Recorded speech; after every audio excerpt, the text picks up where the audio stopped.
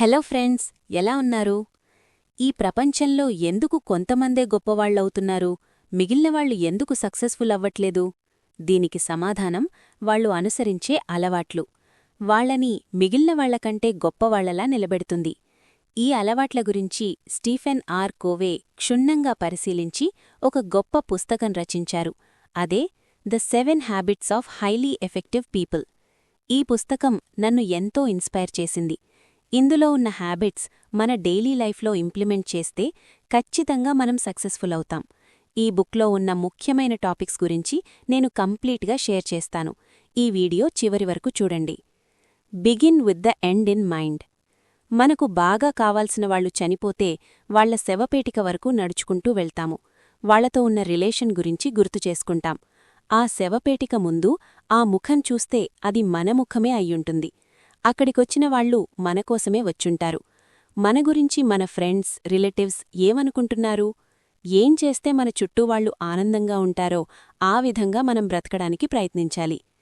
Paradigm shift. ఆలోచనలో మార్పు. మనం ఎన్ని వ్యక్తిత్వ వికాస పుస్తకాలు చదివినా కొన్నిసార్లు ఒక చిన్న సంఘటన వలన ఆలోచన మారుతుంది. ఒక వ్యక్తి ట్రైన్లో జర్నీ చేస్తున్నారు. అతని పక్కన ఒక వ్యక్తి తన కొడుకుతో ఉన్నాడు. ఆ అబ్బాయి చాలా అల్లరి చేస్తున్నాడు.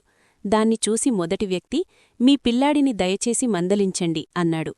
అప్పుడా తండ్రి, వాళ్లమ్మ ఇప్పుడే మరణించింది. ఆ అబ్బాయికి ఏమి చెప్పాలో నాకర్థం కావడంలేదు అన్నాడు.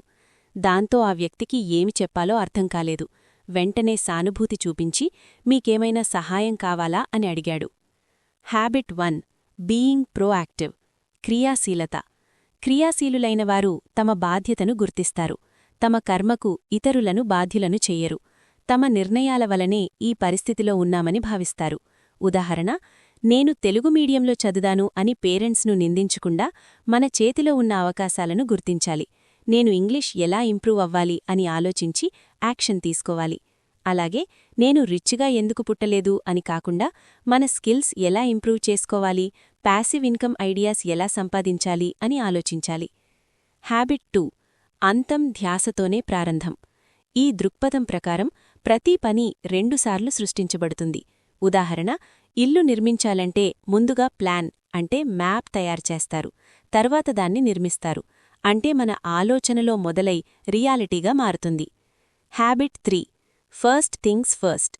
ఈ హ్యాబిట్ చాలా ఇంపార్టెంట్. ఉదాహరణ, ఒక సాఫ్ట్వేర్ ఉద్యోగి ఆఫీస్ నుంచి వచ్చి కుకింగ్ చెయ్యలేక ఆన్లైన్లో ఫుడ్ ఆర్డర్ చేస్తాడు. రాత్రి లేటుగా నిద్రపోతాడు. ఉదయం త్వరగా లేచే పరిస్థితి. మళ్లీ రాత్రి లేటు, మళ్లీ ఫుడ్ ఆర్డర్. దీంతో హెల్త్ మరియు మనీ రెండూ లాస్ అవుతాయి.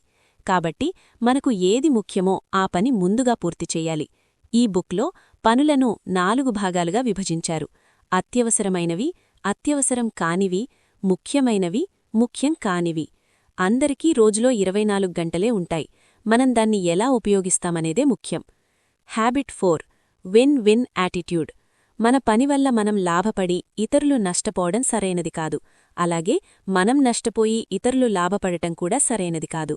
మన పనివల్ల మనం కూడా బాగుండాలి, ఇతరులు కూడా బాగుండాలి. అదే win win attitude. Habit 5. First understand, then be understood. మనం ఇతరులతో మాట్లాడేటప్పుడు ముందు వాళ్లవైపు నుంచి ఆలోచించాలి. తర్వాత మన అభిప్రాయాన్ని చెప్పాలి. దీంతో సంబంధాలు మెరుగుపడతాయి. హ్యాబిట్ 6. సినర్జీ, సమ్మిళిత శక్తి. మన ఒక్కడిగా సాధించలేనిది 10 మంది కలిస్తే సులభంగా సాధించవచ్చు. ఇది ఒక లీడర్కు చాలా ముఖ్యమైన లక్షణం. రామాయణంలో శ్రీరాముడు సీత అన్వేషణలో ఈ లక్షణాన్ని ఉపయోగించాడు. హ్యాబిట్ 7. షార్పెన్ ద సా. పునరుద్ధరణ.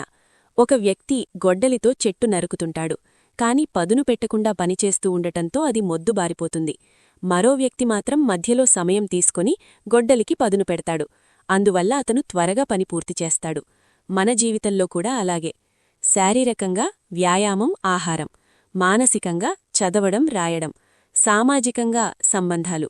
ఆధ్యాత్మికంగా ధ్యానం. ఈ పుస్తకం ద్వారా ఎంతోమంది గొప్ప వ్యక్తులు ప్రేరణ పొందారు.